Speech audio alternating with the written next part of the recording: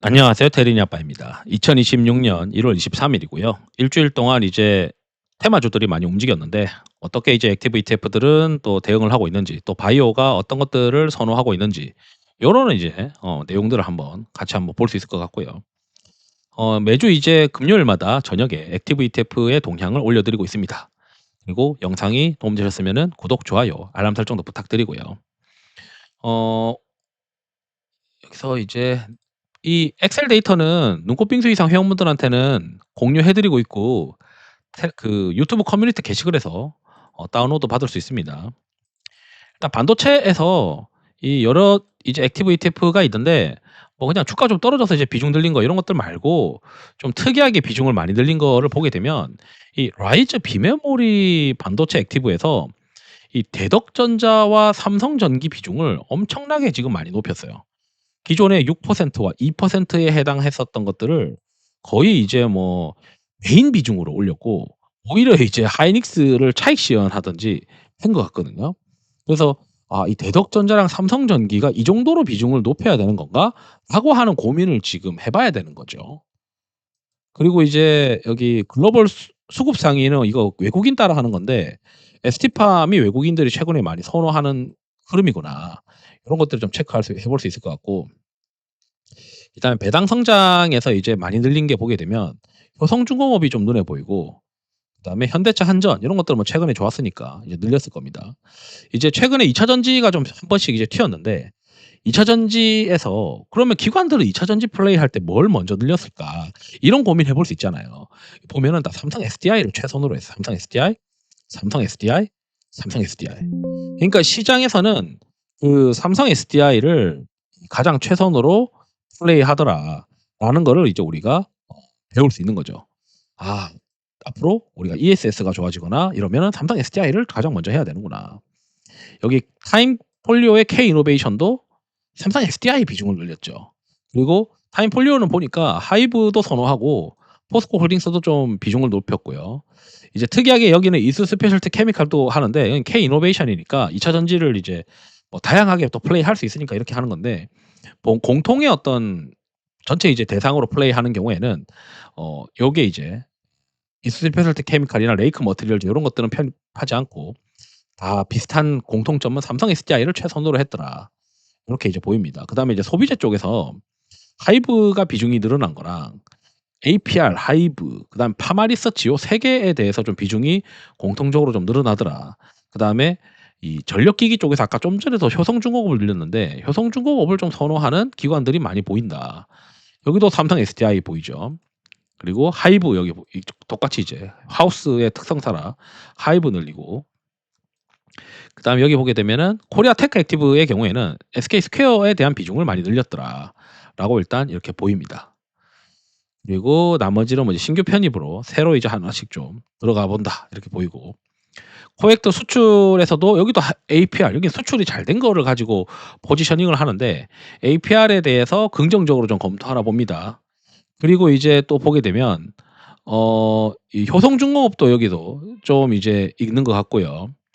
그다음에 이제 로봇의 경우에는 현대차가 좀 이렇게 있는 것 같습니다.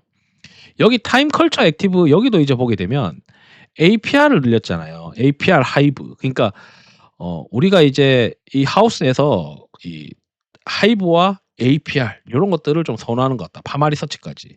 요렇게 좀 체크해 볼 수 있고, 이제 밸류업에서는 자 이제 타임 코리아 밸류업은 대부분의 이제 섹터들을 다 플레이할 수 있는 이제 펀드란 말이죠. 근데 여기 이제 여러분들이 요 종목군들에 대한 리스트업을 한번 해 보시면 저도 이제 늘 얘기하는 게 뭐가 있냐면 어 저는 이제 변동성 모멘텀을 통해서 시장의 주도 업종을 찾아 가지고 그 주도 종목만 포트폴리오에 넣어야 된다. 돈이 돌거나 또는 기관에 많이 매수를 하거나 또는 변동성 모멘텀이 강한 놈들을 가지고 이제 하는데, 요즘은 이제 뭐 소라티노 ETF 11선 이상 이런 걸 보거든요. 여기에 해당하는 것들로만 포지셔닝을 해야 되는데 다른 것들은 넣으면 안 된다라고 이제 이야기를 하고 싶어요. 근데 실제로 액티브 ETF니까 다양한 섹터들을 골고루 넣어서 BM 대비 벤치마크 대비 아웃퍼폼을 하려고 하는 어떤 펀드라고 이제 생각하기가 쉽겠지만, 실제 보게 되면 여기도 이 매매에 하는 이런 그 종목군들을 보게 되면 거의 대부분이 시장에서 주력으로 생각하는 섹터들로만 구성이 되고 그 안에서만 사고 팔고 하는 거예요. 그러니까 여러분들도 포트폴리오를 구성할 때 시장의 주력이 아닌 것들은 포트폴리오 매수 대상이 되면 안 됩니다. 그러니까 저 변방에 있는 거. 대한민국에 이제 돈이 안 들어가요, 거기는. 생각해 보시면 미국에 이제 한 4,500 개의 그 큰 땅덩어리에서 상장된 주식 수가 4,500 개인데 한국의 이 좁은 땅덩어리에 상장된 게 거의 3,000 개에 육박하니까 나머지 이 유동성이 저 밑에까지 내려간다라고 생각하는 것 자체가 말이 안 되는 거죠.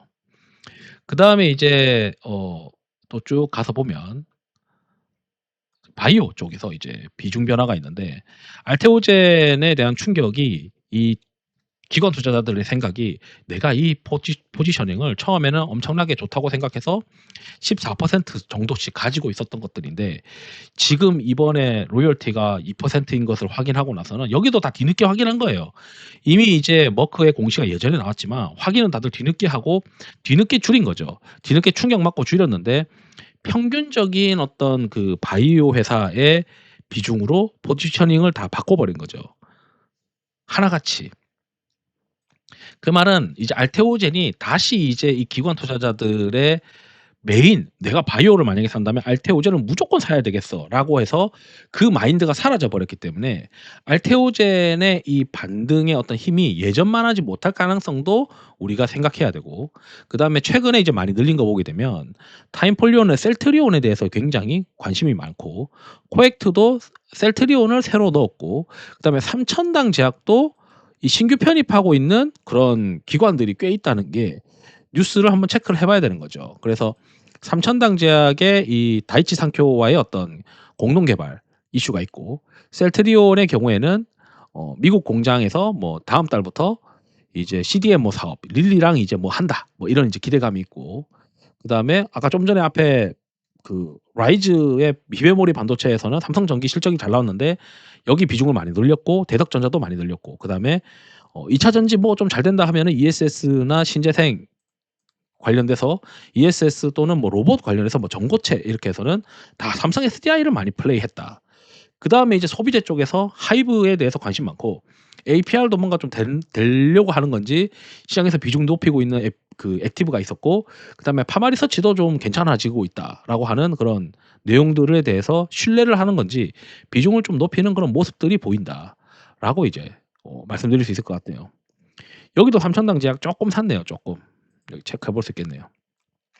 그래서 아마 요런 이제 포인터들을 잡아 가지고 우리가 이제 여기서 이걸 보고 뭐 늘리고 종목을 찾고 뭐 이런 것도 중요하겠지만 우리가 포지셔닝의 매매를 할 때는 역시 주도 섹터, 주도 업종만 포트폴리오에 넣어야 되고 변방의 찌끄레기들은 아예 쳐다도 보면 안 된다라고 봐야 된다라고 이제 말씀드리고 싶습니다. 그리고 그래서 이제 주식이라는 게 분류가 중요한데 그 분류를 하면서 비중을 많이 높였던 것들, 그 비중이 낮췄던 것들 이런 것들을 가지고 이 사람들의 생각을 역산해 보고 저의 어떤 포트폴리오도 약간 이제 기관스럽게 기관 투자자들과 비슷한 어떤 성향의 사람이 되어야 중장기적으로 그래도 경쟁력이 있지 않을까?